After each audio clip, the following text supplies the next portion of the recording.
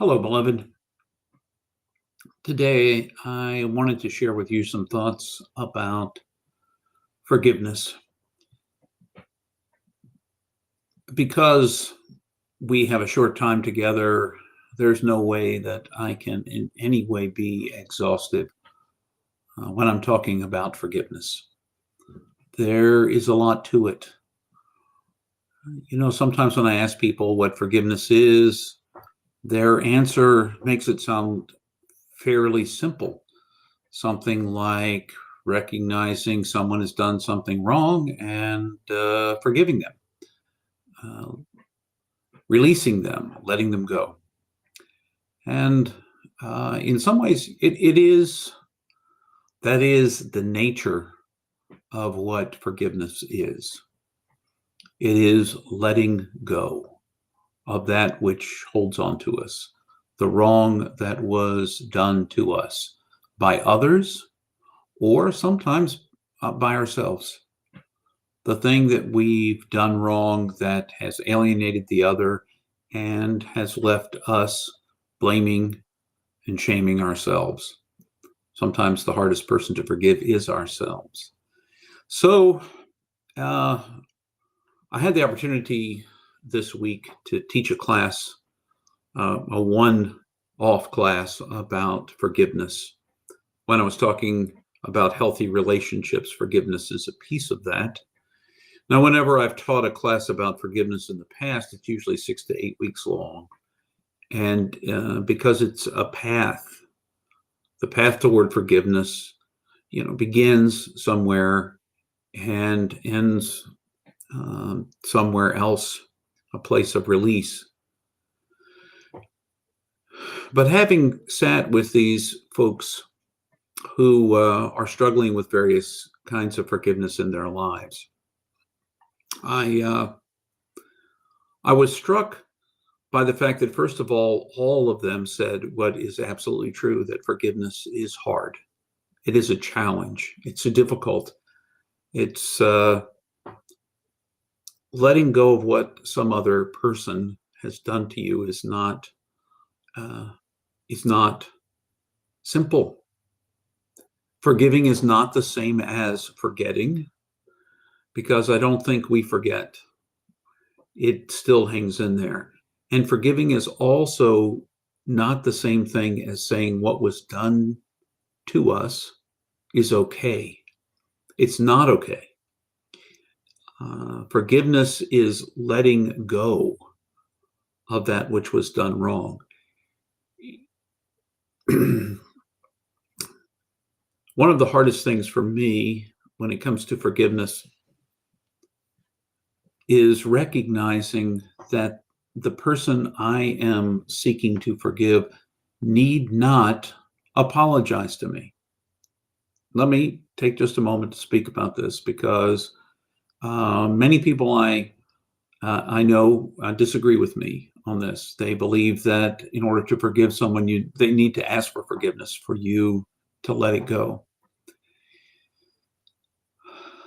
However, I find that when I hold on to things, it's me that's affected, not the person that did the wrong to begin with. It's me that's carrying the weight. It's me that's feeling the burden, the heaviness of what was done. And it kind of festers inside of me if I don't let it go. So forgiving someone is not about them. It turns out forgiving someone is about me. It's about letting go of something that only stands to hurt me more by my holding on to it. So I outlined kind of a process for the folks who were in my healthy relationships class this week. And then I asked them for some feedback about the process, because I felt like, and more or less they said, it seemed like an okay process. They might do it differently. They might write about it differently. They might think about it differently. And I encouraged them. I said, it's a piece of paper. Take it with you. If you discover a new way or a new step that ought to be added in here, please do. Because I'm always learning from the women I teach at Friends of Guest House. And this week was no different. The first step really is admitting something has been done wrong. Recognizing that, really kind of exploring what it was that was done wrong. In what way was I hurt by this thing? How do I feel about it? Exploring those feelings, writing as clearly as possible. The process I find most helpful for forgiveness is to use my journal to write down in as many details as I can what happened, how it happened, what I feel, what I felt about it then, what is still rising in me that I'm feeling now? Where am I feeling it in my body? What part of me tightens or quivers or shakes when I think about, when I ponder, when I pore over that which was done? Because that gives me access, but I'm admitting, something happened, something that wasn't okay, something that was wrong. And I have to be clear about how I perceive it to be wrong and why I perceive it to be wrong. And the reason I do is, if I'm going to let it go, I need to know what I'm letting go of. So that's my first step, is recognizing that a wrong was done, that I'm feeling something about it, what I'm feeling about it, naming it so that I can let it go. Now, this is something I said to the women and said, does this sound about real? Sound about right?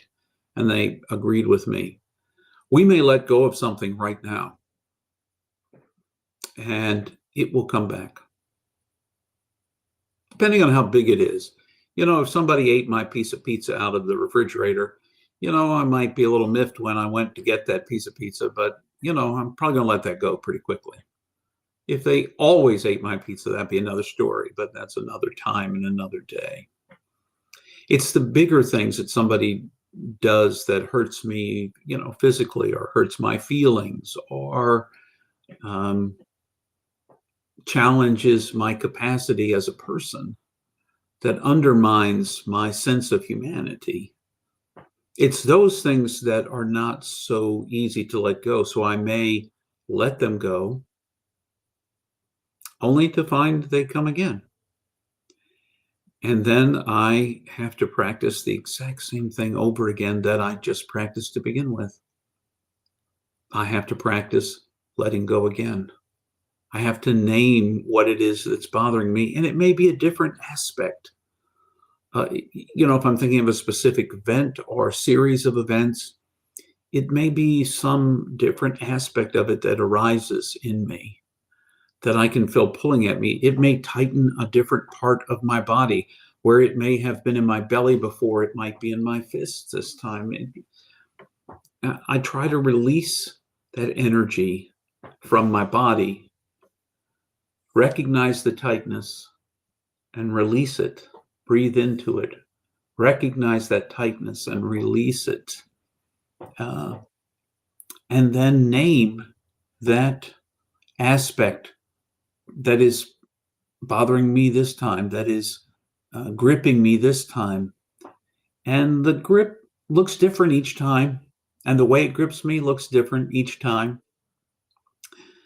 Over time, I have found that the things that were done wrong long ago, I won't say they become easier to let go, but they don't come back so often, and they don't come back so hard. They don't return with the same vehemence or vengeance that they did earlier in the process of letting it go. So,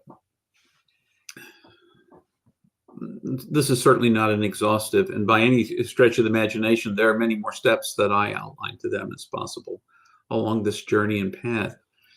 But are you in need of seeking forgiveness from someone else, or in giving forgiveness to someone else? And that someone else may include you oftentimes the hardest, most difficult, most challenging person to forgive is ourselves.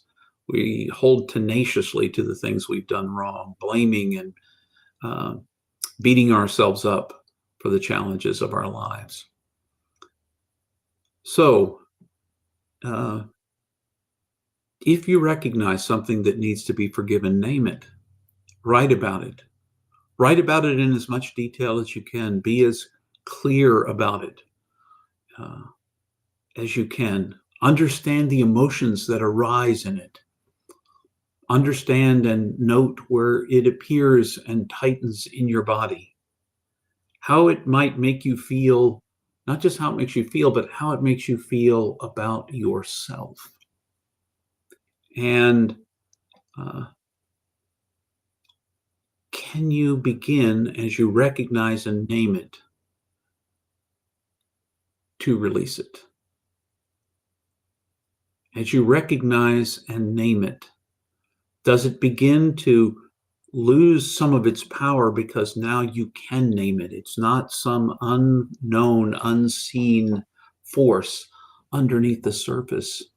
Is it something you now can name and see for what it is?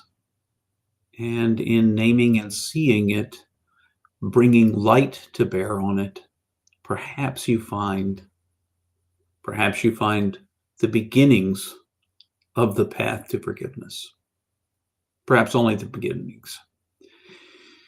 Well, as time goes by, perhaps I'll talk about some more of the steps in forgiveness. If you have questions, you're always welcome to reach out to me and talk about it some more. If you'd like, reach out to me and send me your thoughts. But in the interim, I wish you all the best on your journey toward forgiveness, if that's what you're working on.